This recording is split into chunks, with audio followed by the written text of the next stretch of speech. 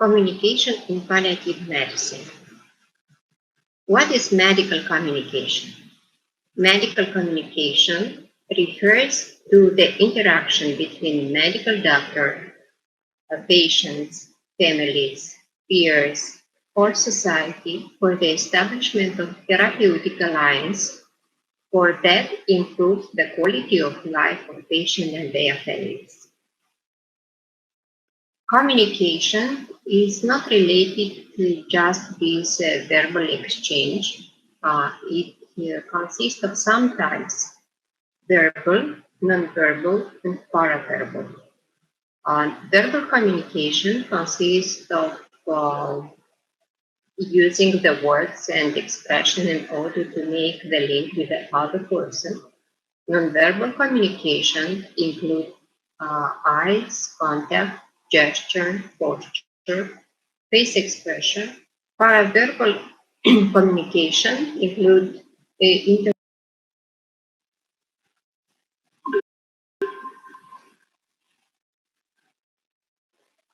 communication in palliative medicine. What is medical communication?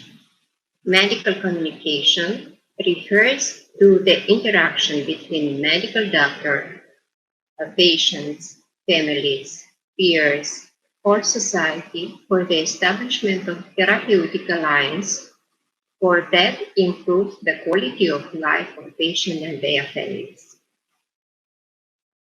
Communication is not related to just this verbal exchange. It consists of sometimes verbal, nonverbal, and paraverbal. Verbal communication consists of using the words and expression in order to make the link with the other person. Nonverbal communication includes eyes, contact, gesture, posture, face expression. Paraverbal communication includes intonation or voice rate, voice quality, voice volume, voice rate, and so on and so forth.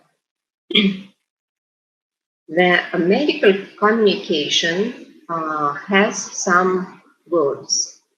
The first one is to ensure that the patient and families have the information they need to understand their experience as best they can, to ensure that patients and family are able to make informed decisions about their own care, to enable doctors to understand their patient's viewpoint, what do they understand, what might they not understand, what are their concerns, fears, hope. The more doctors knows, the more he can successfully address their needs. The subject important in palliative care is communicating bad news. Bad news is defined as the information which drastically and unpleasantly affects the human vision for the future. And in palliative care, examples of bad news could be information about incurable diagnosis or life-threatening illness, information about unfavorable prognosis, information about the occurrence of incurable diagnosis, starting opioid treatment, information about the possibility of loss of autonomy, information about necessity of mutilate intervention. Until now, very many physicians avoid to disclose bad news to their patients on the basis of the claim that it is risky for the state of the health of the patient. However, nowadays this claim is proved false by very many studies.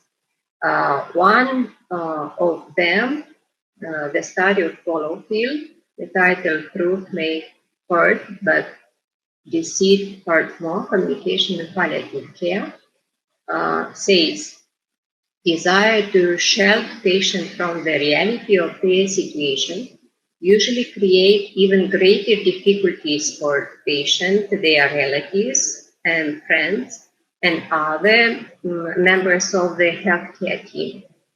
Though the motivation behind economy with truth is often well meant, a conspiracy of silence usually results in heightened state of fear, anxiety, and confusion, not of calm and equanimity. Consequently, there are a lot of advantages of breaking bad news. And also the studies mention that breaking bad news in direct and compassionate way can improve the patient's and the family ability to plan and cope, can encourage realistic goals and autonomy, can support the patient emotionally, can strengthen the physician and patient relationship, and foster collaboration among the patient, family, physician, and other professionals. The question arising here is how to break bad news in compassionate and sensitive manner. An appropriate approach is that of Canadian physician Robert Buckman, who proposed a strategy to announcing bad news in 6 stages. And this approach is titled spikes. Each literature designates a step in disclosing or in the session of disclosing bad news. The first step is setting, second, perception, third, invitation, fourth, knowledge, fifth, empathy, and the last stage, summary and strategy. In first step, the physician should prepare for the meeting of breaking bad news. In the second, to explore the perception of the patient concerning his medical condition. In the next step, to invite the patient to know information about his or her medical condition. After that, to propose this information, to express empathy toward the emotion reaction, and the last time to make the future plan and strategies. We will discuss about each step, and the first one is getting started. Each step consists in some requirements, and concerning the requirements of the first step should be mentioned following. So any physician have to plan what will be discussed. It will be the information about diagnosis, about prognosis, about start of the opioid treatment, or any other information. Next requirement, it is confirmation of the medical facts of the case. The physician should ensure that all the needed information is available. Next requirement is necessity to create an environment conducive to effective communication. For instance, in case of pediatric patient, have staff available to be with the child while information is conveyed to the patients first, the parents first. A box of facial tissue should be handy, ensure privacy in an adequate setting, allot adequate time to the discussion. Do not put this into a short interval between other critical tasks. Prevent interruption, arrange to hold telephone calls, and so on and so forth. And the last requirement is that the physician have to determine who else the patient would like to have present for the discussion.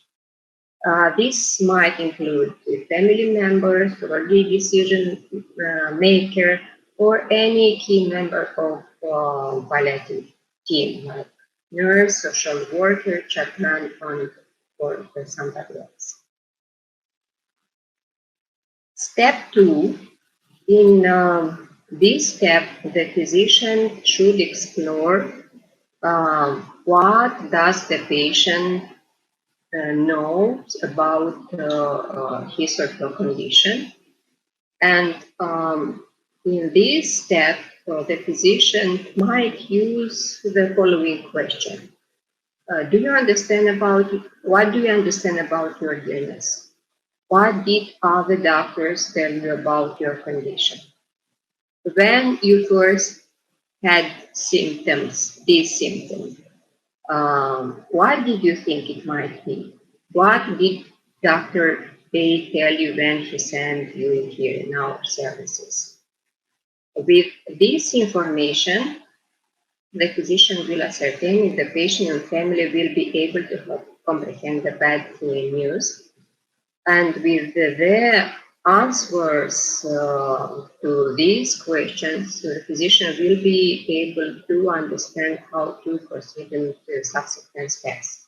Because if already the patient knows about the diagnosis, you should skip up until the last stage. If the patient doesn't know the information concerning his medical condition, you should proceed with the next step. And in this step, any physician should understand how much does the patient want to know about his medical condition. Each person has the right to voluntarily decline to receive any information and may designate someone else to communicate on his or her behalf.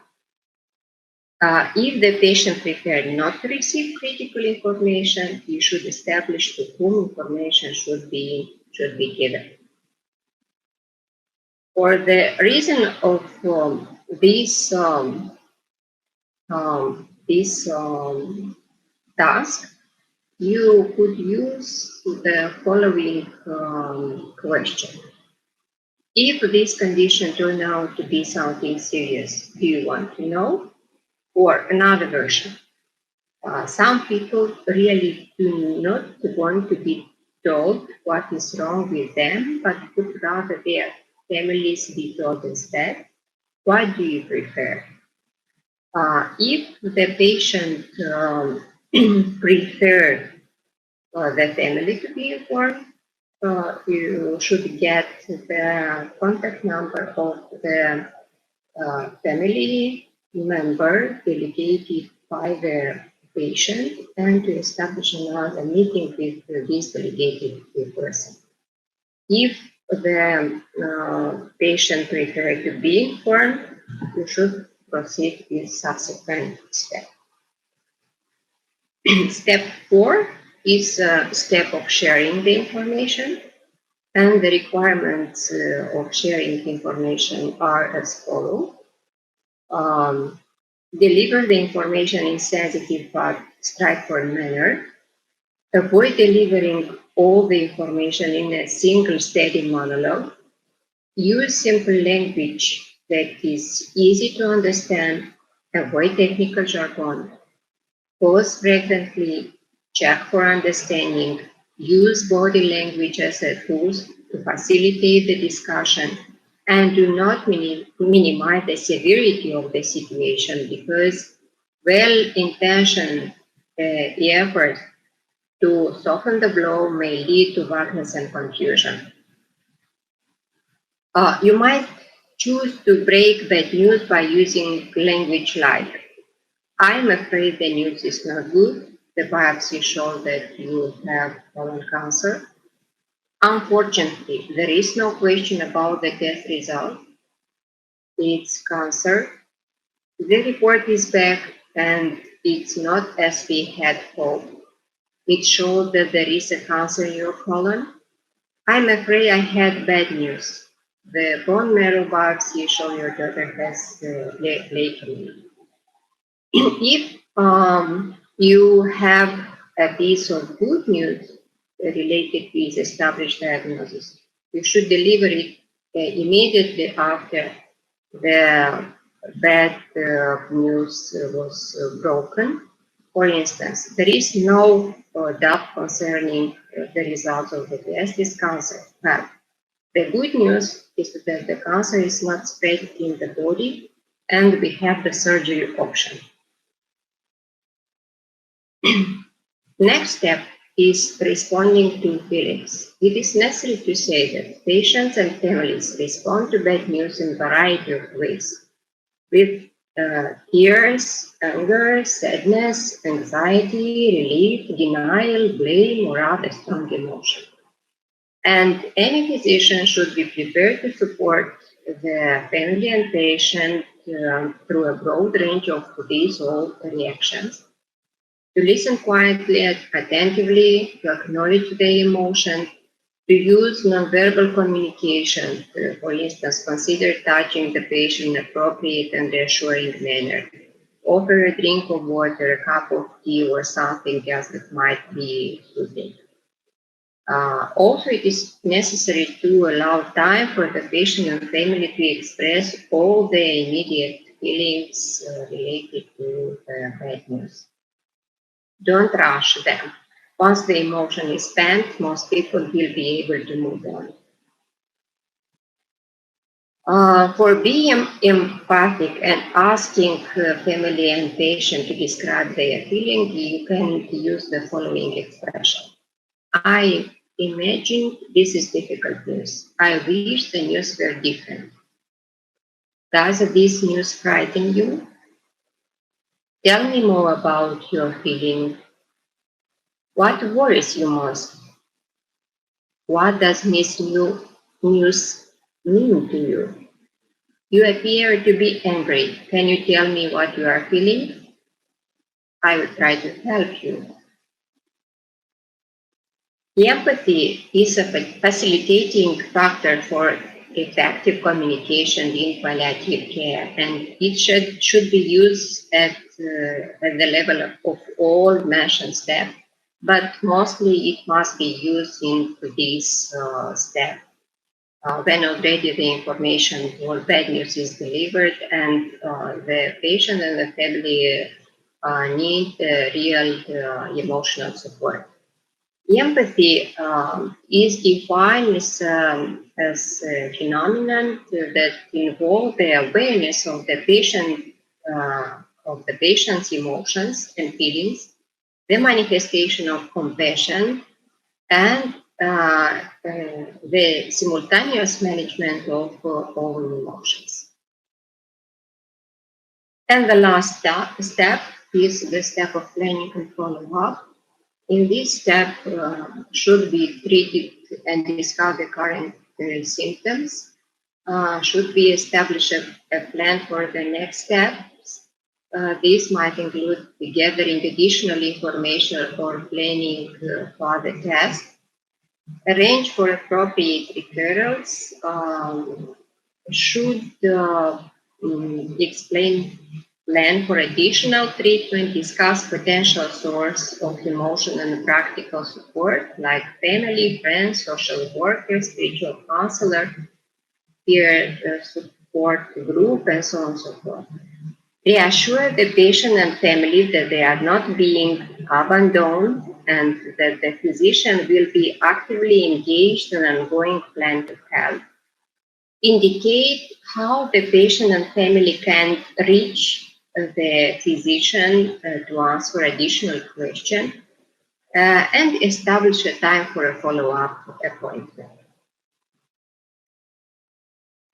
Another subject which is very discussed in palliative setting is the subject of conspiracy of silence. And the conspiracy of silence is a medical staff and family members' secret agreement to hide from the patient a serious life-threatening illness. In palliative setting, the conspiracy of silence should be avoided because it break or violate the right of the patient to be an active participant of healthcare decision and to the right of the patient to be appropriately informed about his or her medical condition.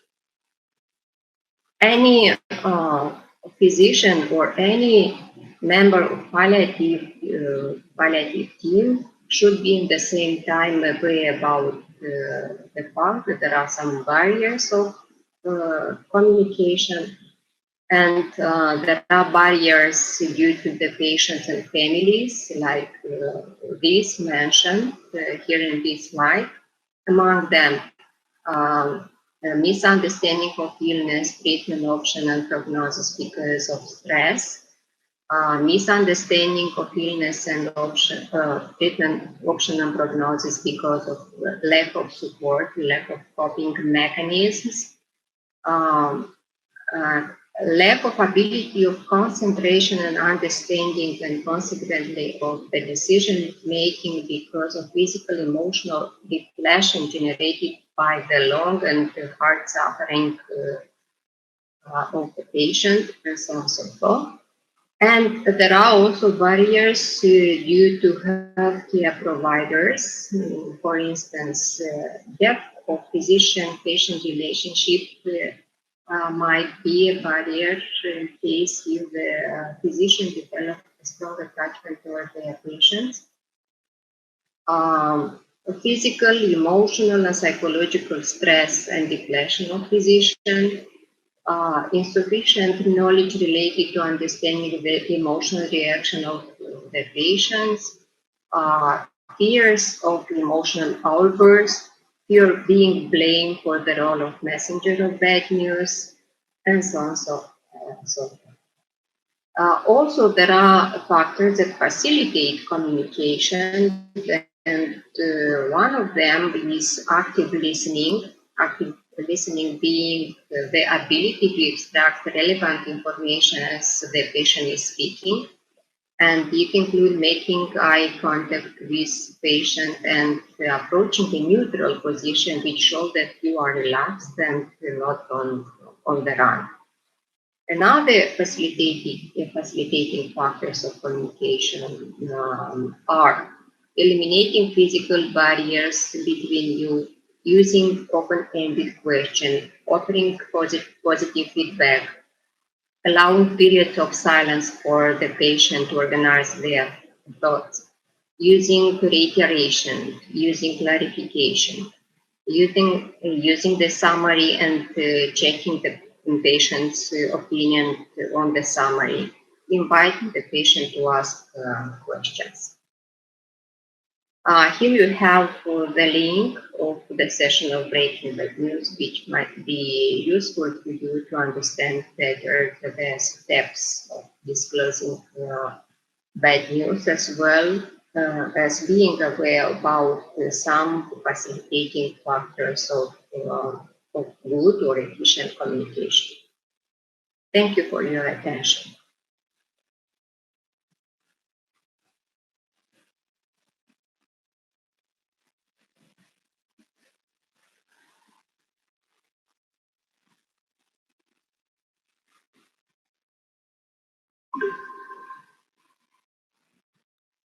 Hello, my name is Adriana Paladi, and I'm going to present to you some humanitarian aspects of palliative medicine. And the first one is the ethical aspects of palliative care. The first question is, what is the ethics applied to palliative care? And one very general aspect of this, let's say that the ethics applied to palliative care examines and prescribes moral standards which should facilitate best practice for those people who are receiving palliative care, those with an advanced chronic or terminal condition, in the aim of mutual benefit. What are the standards used in palliative care, or what are the moral standards used in palliative care?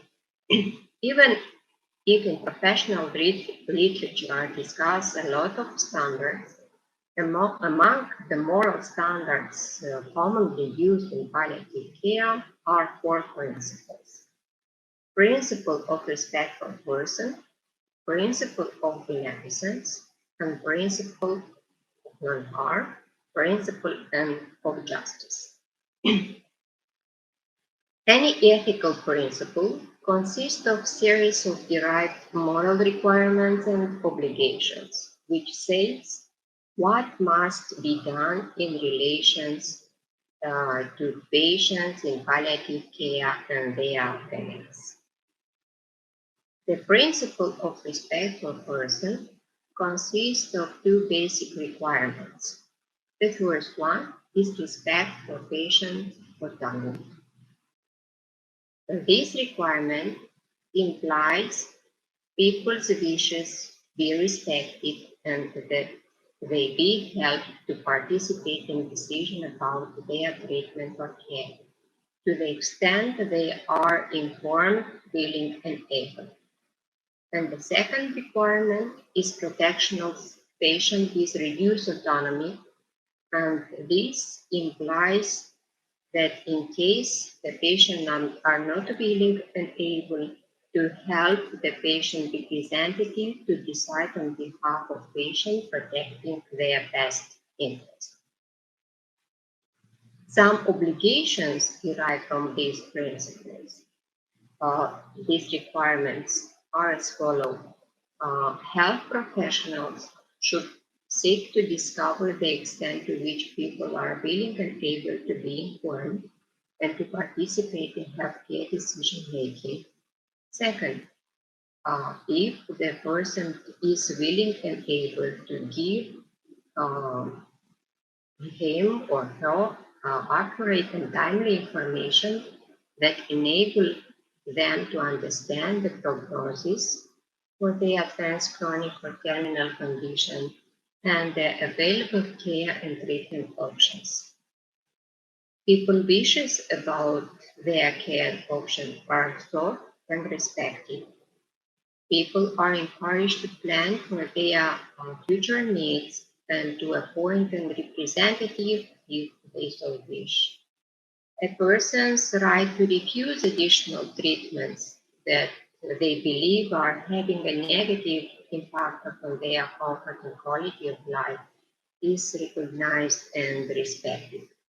When people are unable to make healthcare decisions, they their previously expressed wishes, written in advance care directive, are identified and respected to the extent that they are still applicable and appropriate. An example of violation of moral requirements to respect the patient's autonomy is the case of a 40-year-old patient that accuses pain in the upper abdomen and back and is diagnosed with advanced pancreatic cancer. The patient informs the doctor that she wants to know the diagnosis, but the doctor tells her that the results of the test are not conclusive, but he thinks it is not anything serious. The decision of physician to hide the information about the diagnosis is a violation of the requirements to respect the patient autonomy or to respect the patient the right of self-determination, the patient right of being informed. The second principle is a principle of beneficence, and this principle requires promotion of the patient best interest. In palliative care, the patient best interest is improving the patient's comfort and quality of life. And there are two derived obligations from this principle. The first one is to understand what is in the patient's best interest, assessing systematically the person's values, beliefs, and overall being. I mean, the psychological, spiritual, physical, and social being, because only knowing these needs the physician will be able to fulfill them. And the second obligation is judging whether a specific care modality, treatment, option, or intervention may be beneficial, required, or overly burdensome for a particular person. And about this obligation, we will discuss a little bit more. Firstly, it is necessary to understand what type of treatment is beneficial one, and here you have some criteria of beneficial treatment.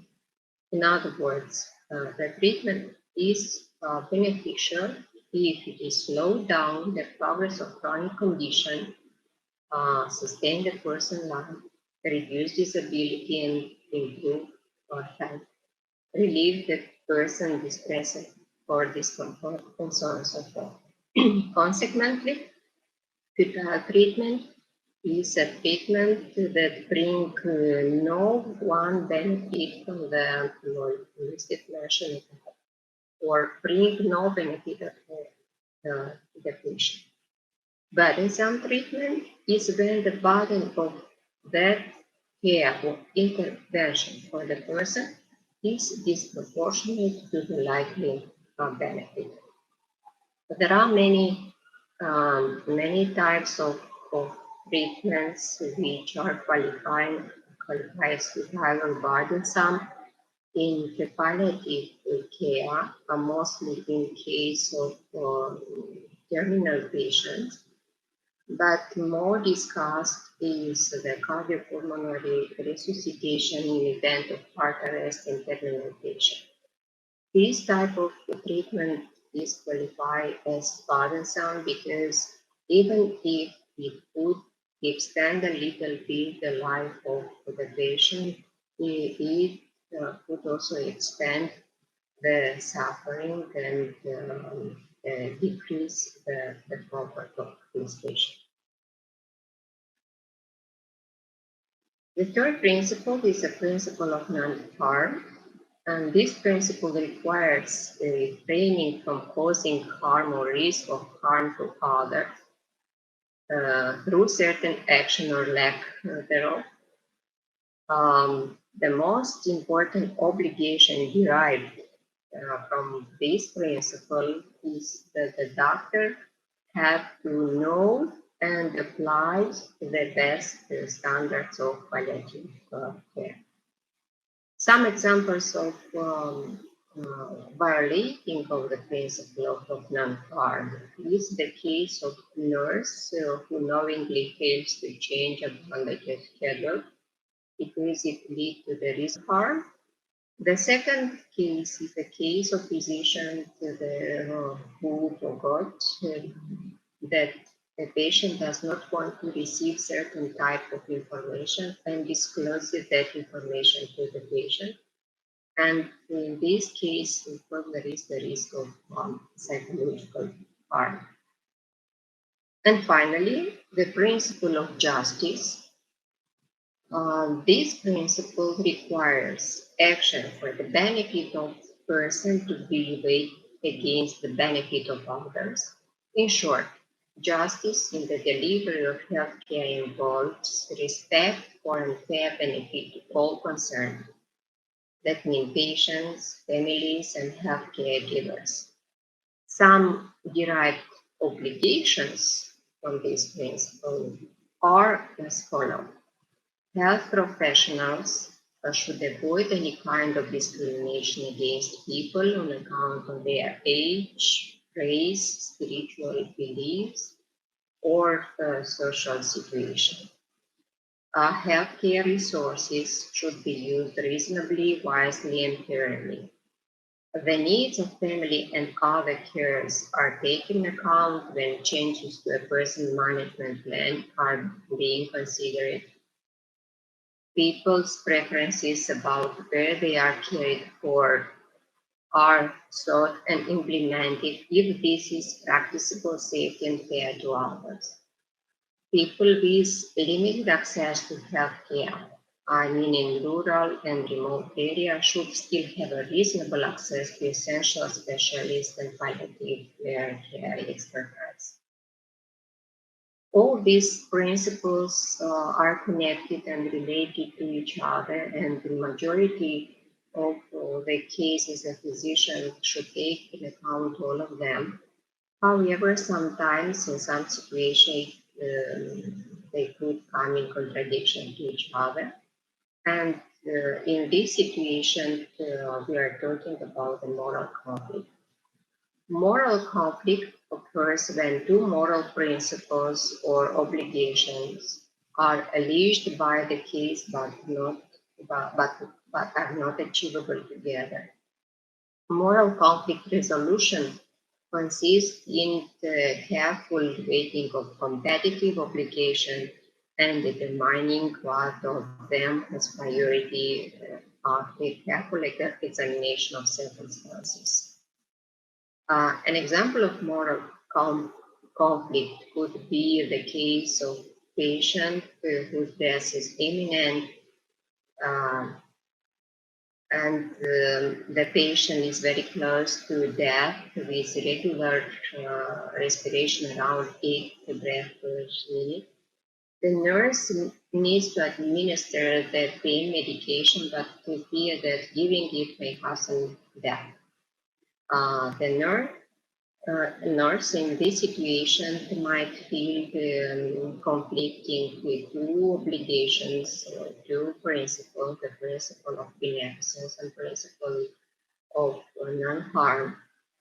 And in order to make the right decision, it is necessary to understand what is the best interest of this particular patient, and his or her best interest, of course, is to have a painless dying process.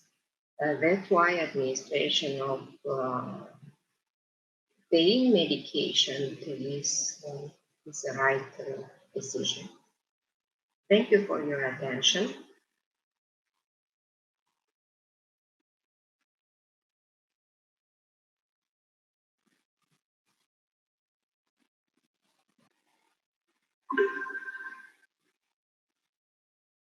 Spiritual and psychosocial aspects of palliative medicine.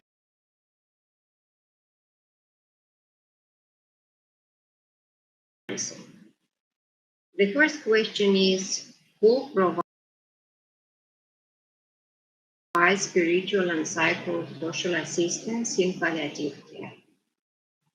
At the basic level, this type of assistance is ensured by all members of the healthcare staff.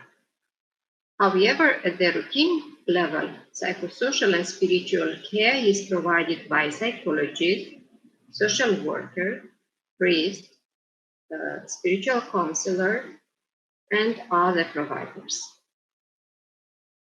What is the basic objective of spiritual and psychosocial assistance in palliative care? The most important type of objective is creating of coping mechanisms. A coping mechanism is a way to deal with a difficult situation, is a strategy to avoid the negative impact on the comfort, is a strategy to remove or diminish an unpleasant emotion.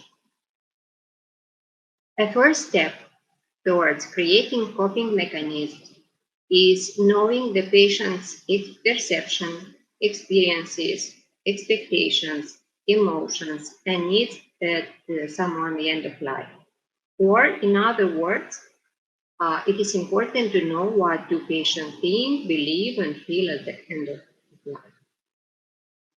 We will start with patient thoughts, or we'll start with the basic meanings of death. Actually, there are two meanings of death. The first one is religious meaning, and the second one is scientific meaning.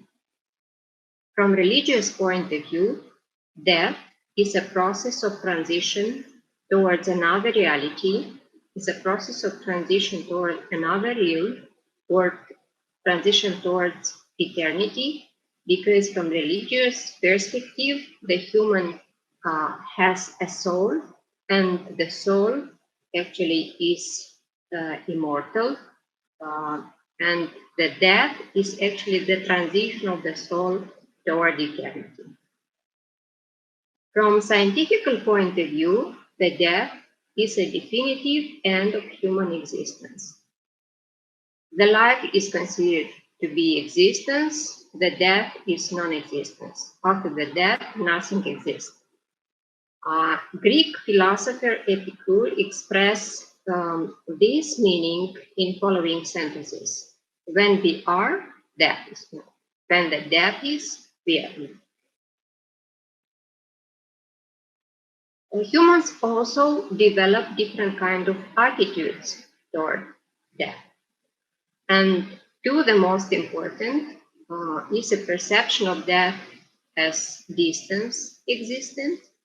And the second one is the perception of death as a close or nearby existence. These two types of attitudes were expressed relevantly by two philosophers. One of them is St. Augustine, and he mentioned death is something so strange, considered almost impossible despite any experience. It always comes as something unbelievable and unexpected. That means that majority of humans even know that they are mortal, um, consider that their own death is very far event, and they come. Usually, majority of humans are not prepared for that. And the second attitude is expressed by Martin Heidegger. He mentioned that any living thing, as soon as they become alive, is already beginning to die and vice versa. That means that death is nearby, or some humans believe that death is nearby because every day he is dying one cell, one relation, one dream, and so on and so forth. These type of perceptions depend on the type of human personality, but in the same time, it depends on the person or patient life experiences and, of course, of age. Also, in front of the death, human developed different kind of emotional reactions. And a very famous author, Elizabeth Kubler-Ross, in her book on death and dying, mentioned that actually majority of patients in front of death or loss feel the following emotions: denial, anger, bargaining, depression, and acceptance. And we will talk about all of them. What is denial? Denial is a normal reaction to rationalizing overwhelming emotions. It is defensive mechanism that buffer the immediate shock. When we dislike something, usually we try to deny or neglect it. People often think this isn't happening. This can be happening with me. Next reaction is anger. As anger actually is a reaction which appears after denial, and it's usually aimed at inanimate objects, complete strangers, healthcare givers, friends, or family. People say, why is it me? Why don't anyone help me? The people can be helped to overcome this stage by acknowledgement and acceptance of the emotions validity. Bargaining is determined by the need to regain the control over the proper life. People may make a deal with themselves, friends, God, in attempt to postpone the inevitable. Usually, people say, if I escape this time, I will never smoke. If I escape this time, I will never engage in dangerous behavior. If I escape this time, I will make medical checkup every 3 months and so on and so forth. Depression comes with the full understanding of inevitable end. Patients become isolated, gripped by feelings of despair, sadness, and regret. This phase may be eased by simple clarification and reassurance. People may need a bit of helpful cooperation than a few kind words, but in the same time, attention to clinical depression. In order to assess the presence or absence of the clinical depression are used two screening questions. The first one is, in the last month, have you often felt depressed or hopeless? Second, in the past month, have you felt the lack of pleasure and interest from things that make you happy before? If at least one yes, you should apply the scale hospital anxiety depression in order to prove or improve your suspicion about clinical depression. Next and the last reaction is acceptance. This phase is marked by withdrawal, calm, and peacefulness. Reaching this stage is a gift not afforded to everyone, mentioned Elizabeth Kubler-Ross. Death may be sudden and unexpected, or people may never see beyond their anger or denial. Another author, Louise Susan, mentioned that the most common feelings in the front of death in palliative setting are loss, suffering, and hope. Loss is defined as the absence of a possession and occurs when something or someone is missing. Loss can refer to a person, relationship, thing, or situation. Patients reported having multiple losses throughout their illness trajectory. Some of these include the loss of work abilities, the loss of functional abilities, the loss of independence, the loss of health, etc. If left unmanaged, loss can cause a great deal of suffering. What is suffering? Eric Castle defines suffering as a state of severe distress which endangers the integrity of the person. Disintegrated personality leads to the loss of internal harmony and personal identity.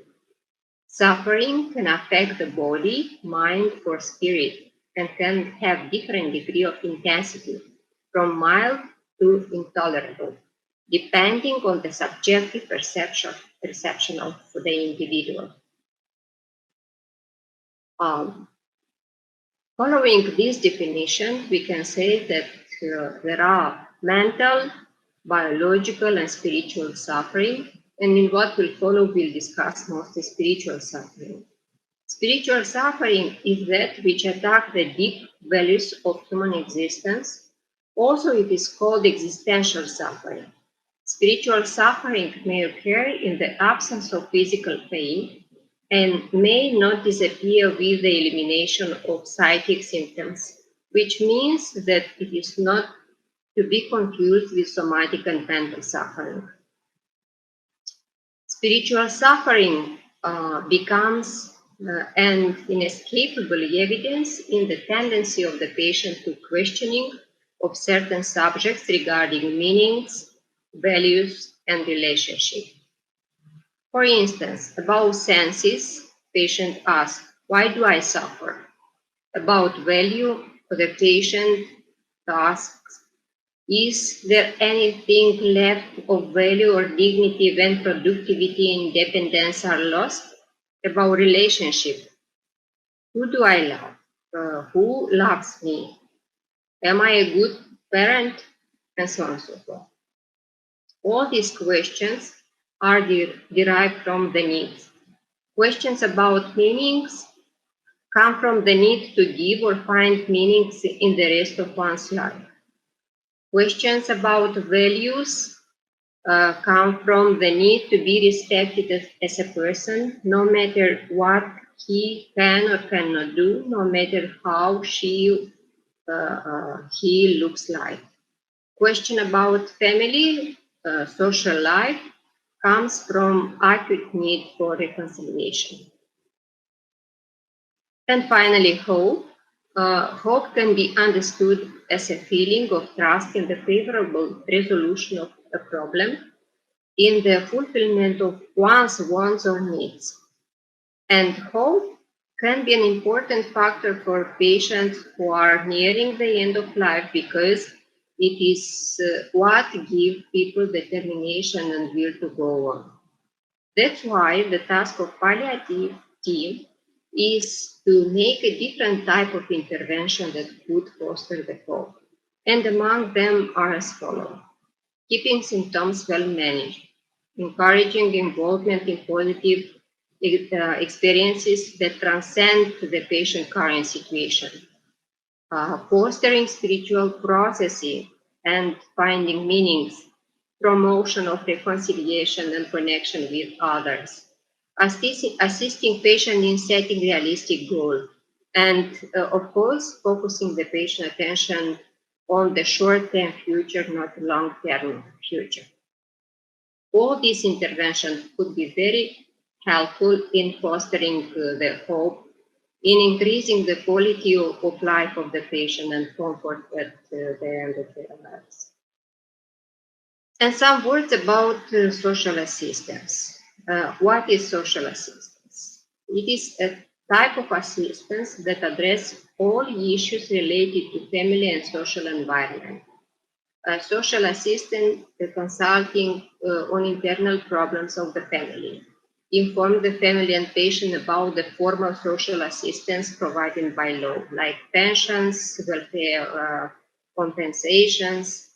In the same time, social assistance assuring the material help for the family and for the patient. Thank you for your attention.